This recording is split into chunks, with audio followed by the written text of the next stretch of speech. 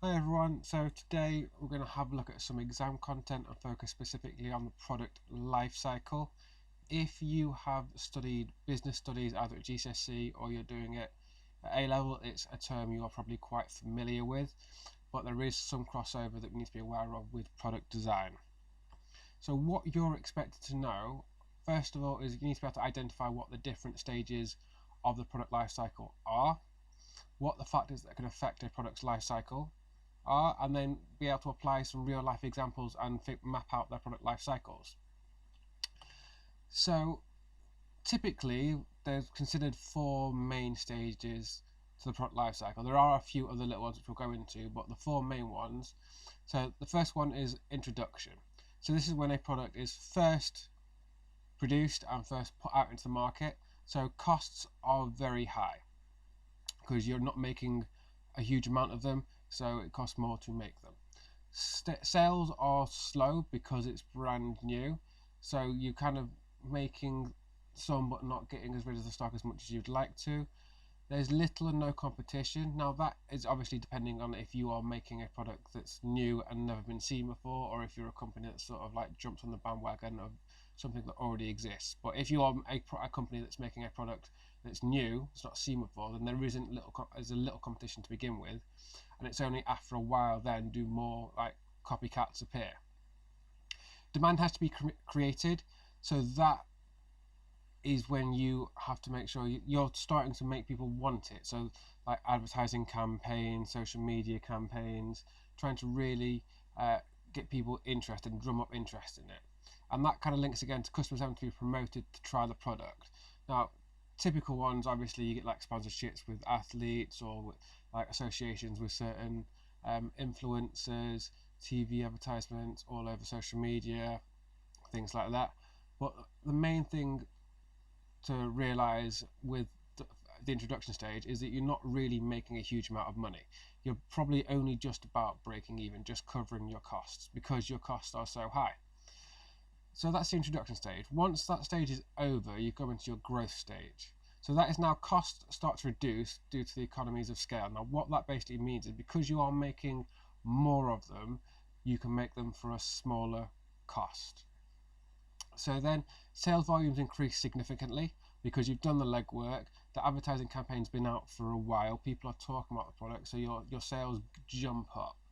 So this is where, because your sales have jumped up and because your economies of scale have gone down, you start to become more profitable. You start to actually make money because it's no good just making money if you're only covering the costs that it makes to make it.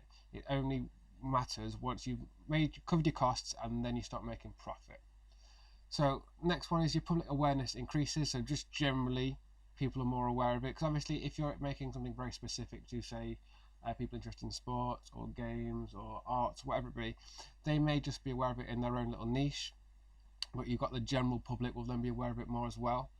With the growth stage, then comes competition because a few new companies might start to jump on the bandwagon. So, when we said introduction, there'll be little to no competition unless you're jumping on the bandwagon yourself. But once you're in the growth stage, because your product's been in the market a while, people will say, "Oh, there's room for that." That's where you get people doing their copycats and coming out with the same thing because the legwork's already been done. And then with that, increased competition leads to price decreases. So that is then the growth stage. Next stage is the maturity stage. So this is where costs are lowered as a result of production volume because you've made so many of them at this point that actually it's very, very cheap to make them on such a big scale. Your sales will peak at this stage, so they won't go any higher because you've sort of made as much. You can't really advertise anymore. People who want it have already owned the product that you've got. There's more increase in competitors. There's more people that have brought out similar products. Your prices tend to drop again because you've already got the products out and you've already paid for everything else, so actually it doesn't cost you much to have it, so the price tends to drop. If you think about things like games consoles, and you think about like how expensive a PlayStation is when it first comes out, it's like 500 odd pounds. If you wait a couple of years, it ends up halving and then halving again, so you end up it's like 200 odd pounds. And then had brand differentiation and features. So that is where you have products that are similar But there are, so if you say like an MP3 player or a music player, but then there are phones where they're similar products, but brands have got slightly different tweaks that people tend to go with. So things like Apple with their iPhone or their iPod compared to Android phone. They're very similar products, but actually they're slightly different because of their type of brands. And the thing is, overall now your profits are going to start to drop because your sales have peaked. Now the last stage, or the last typical stage, is your saturation and decline. So this is where actually now sales have declined quite a lot. Along with that means your prices have dropped, so you're not really making a huge amount of money. And eventually what will happen is that products are removed from the market. Now I said these were the four main ones. There are actually a couple other ones that are sometimes included. So before the introduction stage, sometimes there's the research stage, which is sort of like stage 0. So that's when you have people that are doing market research. So if anyone's ever been caught by people with clipboards in the high street, they're not always after like charity. Sometimes they want you to come and do some testing. So they'll ask you to come and test products, and people can get paid for that sometimes, where they'll give you some examples of things, ask you to test them, use them, see how they are, and they're researching to see if there is space for a product. And the other one that is sometimes added on as well is stage 5, which is where you're extending the product life cycle. So I'm going to just show you a diagram. So sometimes you'll find like this. So this is typically what a product life cycle diagram looks like. So you see with introduction, slowly raising, growth going up more, maturity, where you peak and it starts to go down. What can happen is at the end of your maturity, just before the decline, you can have product extension, where you try to extend the life cycle of products. Now there's a number of different ways you can do that. So how long a product life cycle lasts depends on quite a few different things. So it might be changes in materials or technology. So if we take things like consoles or phones or MP3 players, where the technology changes dramatically. So as soon as you buy it, by the time you've bought it and got it home, they're already designing and developing the next one. So new technology comes out a huge amount. Changing consumer demand. It might be that people just no longer have a need for it anymore. It's just kind of like dwindled, it's gone off. Sales. So if sales peak. Now some products have really, really long product life cycles, and some have very short ones. That's where you have like the viral ones. So if you ever had things like loom bands when you were in lower school, or yo-yos or anything like that, where it has or fidget spinners, so that's where nothing of them at all, and then suddenly they appear and the sales are huge. So you have a very, very quick, very high maturity of sales, and then a huge decline as they drop off again, because I mean, who's using a fidget spinner or loom bands now? It then also depends what the product is or how technically complex it is. So there's a number of different things that can affect the product life cycle. Now, what you need to be able to do really, so that's a product life cycle explained simply.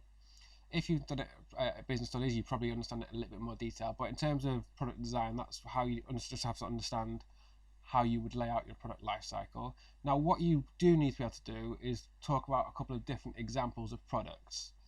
Now, really good examples, I always like to use games consoles as ones. Things like the iPod are also really good. So there is an article on the BBC, which I'll get up for you now, that shows you the iPod and how that's developed over time. So if I just get up, so the iPod, okay, most people now probably don't use an iPod. Most people probably just use their phone. But if you look at how the iPod has developed over time, so from the original iPod in 2001 to all the different designs that come from the iPod Mini, to the video, to the video iPhones, to the MP3 players, iPod Shuffles, they get smaller, and then the iPod Touch, and then the iPod Touch, and then the iPhone, and then the new types of iPhones that come up from them. So each time those products start to decline, they're already thinking of the next product. So I said another example would be consoles. So if you think about how frequently consoles come out, it's not long, it's every 3, 4, 5 year cycle new consoles come out, because it takes so long to develop. So you'll have your console, there's a huge amount of demand for it, costs really high because interest is huge, and then it slowly declines. Now as the consoles start to dwindle, what they'll then do is they'll bring out new games new advertising campaigns, or they might have like downloadable content, and just those little things that they do are how they extend the product life cycle. So as I said, it's not a complicated content, it's just making sure you can understand and apply it to real life products. The one thing people tend to confuse this with is cradle to grave, where you're looking at things from raw materials to being manufactured to being used to being recycled. So it's important to note that that is a completely different thing. This is a product life cycle about how it goes into the market, how it's used, how it's extended. So make sure you can map out a few different examples. Good idea to maybe think about 2 or 3 different examples. Personal favourites for me are things like the iPod and consoles, but you could pick anything. If you've got any questions, if you drop me an email, I'm more than happy to answer them.